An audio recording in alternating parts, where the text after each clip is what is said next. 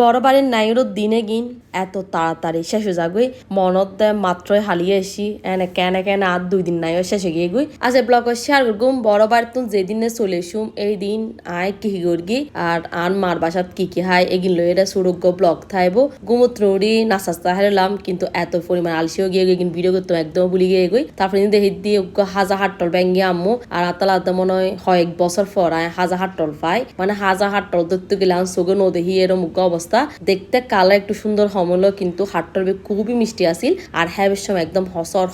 হর ফরের হাইতেও বহুত বেশি ভালো লাগে যার কারণে তারপর আয়তন হয়গ্য হুয়া হাট্টল খাইলাম যদিও বার হাট্টল এরকম অতিরিক্ত পছন্দ ন হাজা হাট্টল হইলে আই 1-2 হুয়া হাই হাট্টল তারপর আরো কিছুক্ষণ পর দেখি দিয়ে ভাবি দই দিয়া লাচ্ছি বানাই লাচ্ছি খুবই মজা আসিল তারপর ইন্ডিয়া যে তো বড় ডেকশিত করি নলা রান্নার বহুত নলা রান্না করি আর একটা হতানারও হইলাহি আই আর বড় ভাই তো 4-5 দিনও যার গই এসিরি ব্লকিং এতদিন পর অনলাইন শেয়ার করি তারপর ইন্ডিয়া আন্টি হাটল বিসির বত্তা বানাই আরা বাদ থেবের একটু আগে ভাবি দেখি গরম ফ্লোডি বানার ফ্লোডি বে কি যে মজই আর ইন্ডিয়া আয় তো একখান বাসনে যে বহুত কিছু লই ফেলাই ফুলুরি লই ইসা মাছ লই শুটকি লই তারপর লই হাটল বিসির বত্তা এর আগের দিন তো আর ভাবি বহুত কিছু রান্না বান্না করগি যার কারণে বহুত রান্না বান্না আসিল এতালে আজি শুধু নলা তারপর হাটল বিসির বত্তা তারপর গর্গি ফুলুরি এর মধ্যে আসলে বহুত রান্না বান্না বেশিও গিয়ে গই ওদিন হানাফিনা হওয়ানোর পর আই আর ওর বাড়ি চলে এসছি আর আইবের সময় আম্মু আর বহুত কিছু দিই বিশেষ গরম পুরো এক গাট্টি